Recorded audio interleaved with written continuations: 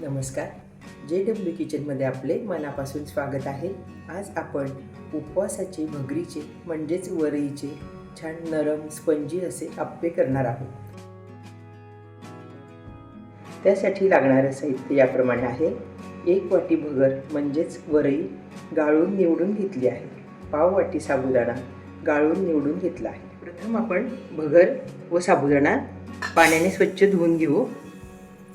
3 वेळा पाण्याने स्वच्छ धुवून घेऊ. साबुदाणाही टाकते मी वाटीत.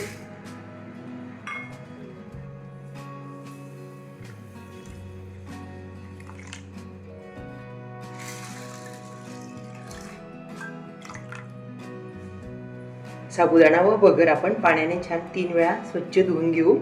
असं चोळून त्याचं पाणी काढून घेऊ. भगरी तशीच आपण चोळून धुवून घेऊ. बरंच असं गढूळ पाणी निघतं, ते निघून जातं छान.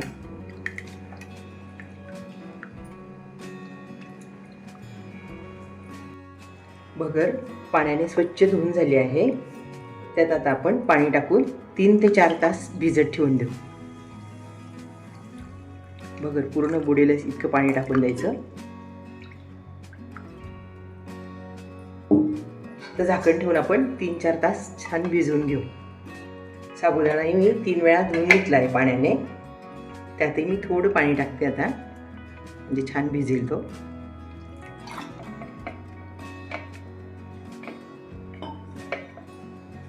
साबुदाणाही आपण झाकण ठेवून 3-4 तास भिजत ठेवून देऊ. भगर व साबुदाणा आपण 3-4 तासापूर्वी भिजत ठेवले होते. त्यात छान भिजले आहे. साबुदाणाही छान नरम झाला आहे. भगरही छान भिजली आहे. आता आपण ही भगर पाण्यातून काढून घेऊ. मी एका भांड्यावर बारीक चाळणी ठेवली आहे. त्यात आता आपण भगर काढून घेते. चाळणीत भगर काढल्यामुळे पाणी सगळं खाली नितळून जातं.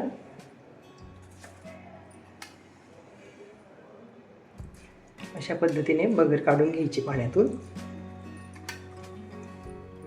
भगरीतलं पाणी निथळून गेलं आहे.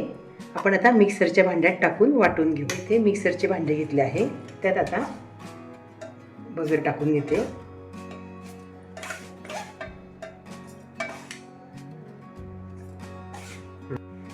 चाळणीतली भगर मी भांड्यात काढून घेतली आहे सगळीच. त्यात आता आपण अर्धा साबुदाणा टाकून घेते.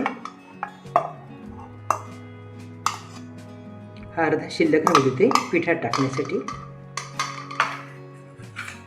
4 ते 5 हिरव्या मिरच्या मी धुवून चिरून घेतल्या आहेत, त्याही टाकते. जिरे. आता हे सर्व साहित्य आपण पाणी न टाकता वाटून घेणार आहोत.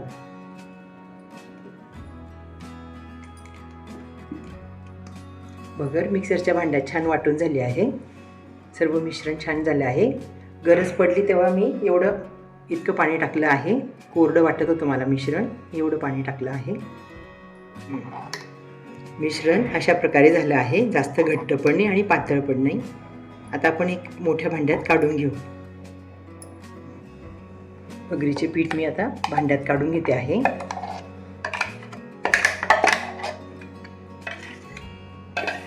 अशा पद्धतीने केलेले आप्पे खूप छान लागतात, कोरडे वाटत नाही. या पिठात टाकण्यासाठी मी एक कच्चा बटाटा साल काढून किसून घेतला आहे. तो पाण्यात टाकला होता. मी आता पाण्यातून काढून घेते. पाणी दाबून काढून घ्यायचं आणि टाकायचं.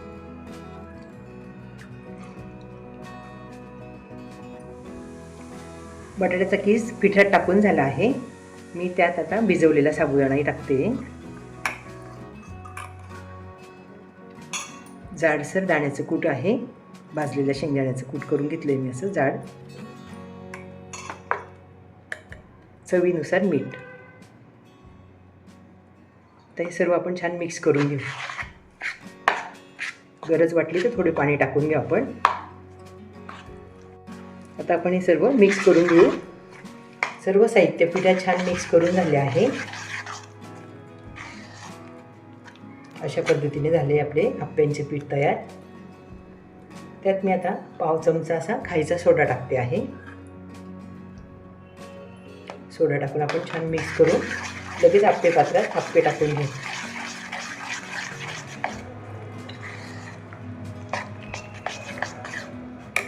मी इथे गॅसवर आप्पे पात्र तापत ठेवले आहे. त्यात मी आता थोडे थोडे तेल टाकते आहे. आपण साजूक तूपही वापरू शकता. शेंगदाण्याचं तेल टाकते मी. थोडं थोडं तेल टाकून घेऊ आपण. आप्प्यांचं पीठ टाकून घेऊ आपण. आधी साईडच्या पात्रांमध्ये आपण पीठ टाकून घेऊ, नंतर मधल्याच्या टाकू.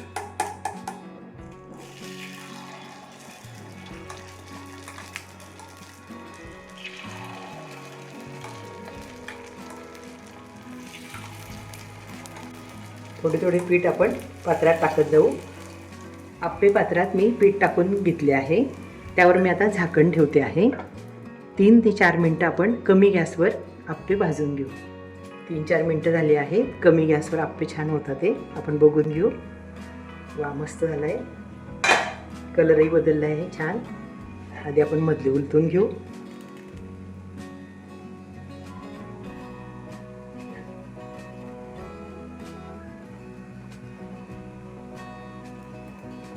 अशा पद्धतीने सर्व आप्पे आपण पलटी करून घेऊ. छान खरपूस झाले ते आप्पे मस्तच.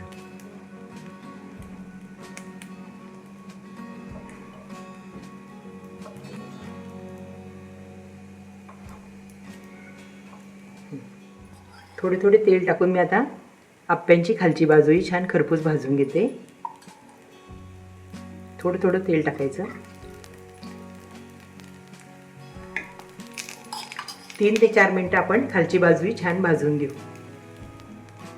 येथे मी उपवासाची चटणी करण्यासाठी साहित्य घेतले आहे. येथे ओलं खोबरं बारीक कापून घेतले आहे. आपण सुकं खोबरंही वापरू शकता. पाण्यात भिजवून भाजलेले शेंगदाणे साल काढून घेतले आहे. 2 मिरच्या मी धुवून चिरून घेतल्या आहे. जिरे, चवीनुसार मीठ, थोडी साखर, थोडा लिंबाचा रस टाकते. आपण दही टाकू शकता. तर पाणी टाकून आपण बारीक वाटून घेऊ. थोडे पाणी टाकून मी आता चटणी बारीक वाटून घेते. चटणी छान बारीक वाटून झाली आहे. बघून घेऊ आपण.